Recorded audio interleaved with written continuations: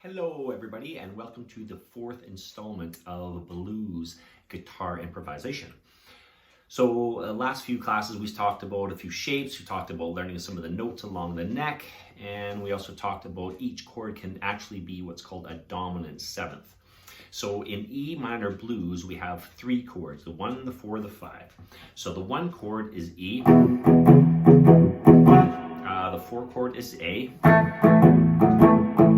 and then the 5 chord is B.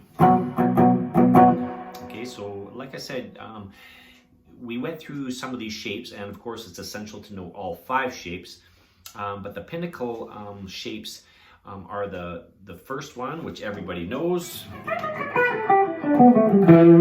and then the one that starts on the 5th fret, which is starting on the A, which goes over the 4 chord, and then the one that starts on the 7th fret, which goes over the 5 chord that starts on the B. Okay, so each of those shapes goes with each of the chords.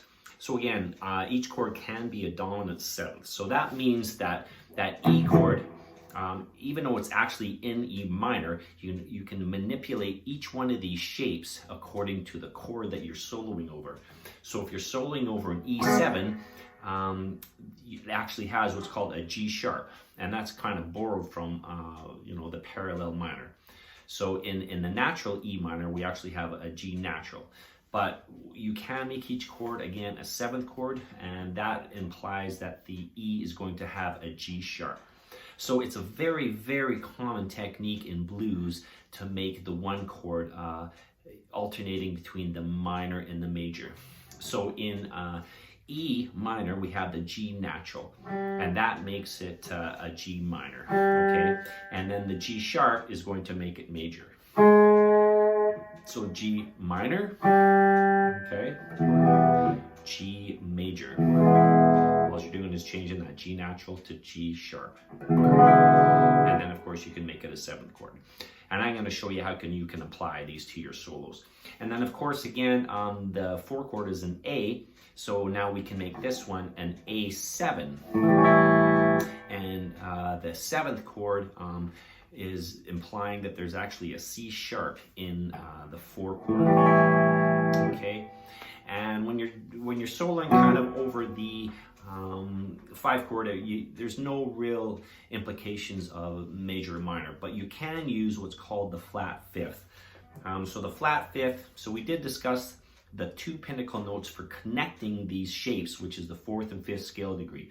And in E minor, that is the A to the B. So wherever you are on the guitar, A to B, you can slide those 2 notes either forwards and backwards to kind of connect some of the boxes or the shapes, like.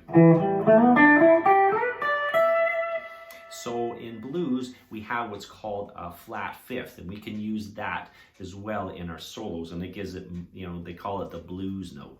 So the flat 5th, of course, we discovered that the 5th is going to be the B, and then the flat 5th is going to be B flat. So that's your blues note. And an easy way to describe that is going to that scale, that universal scale, the pentatonic, everybody knows, and going,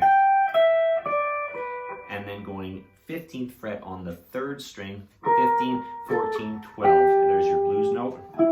And then there's another one, of course, with your B flat on the 5th string, going 14, 13, 12. Okay, so. And again, that's not the only area that you can apply this. You can use these anywhere around the neck, wherever there's a B flat.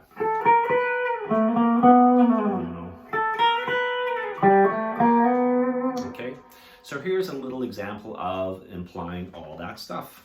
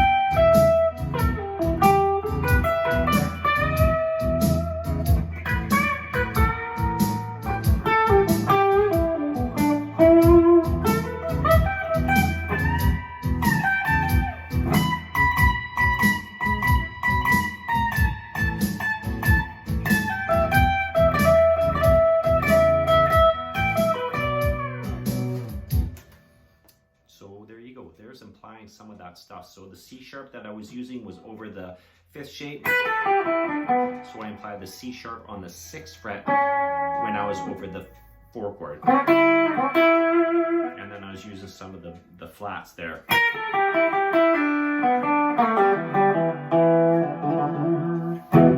Okay, hope that helps. Talk to you soon. Bye-bye.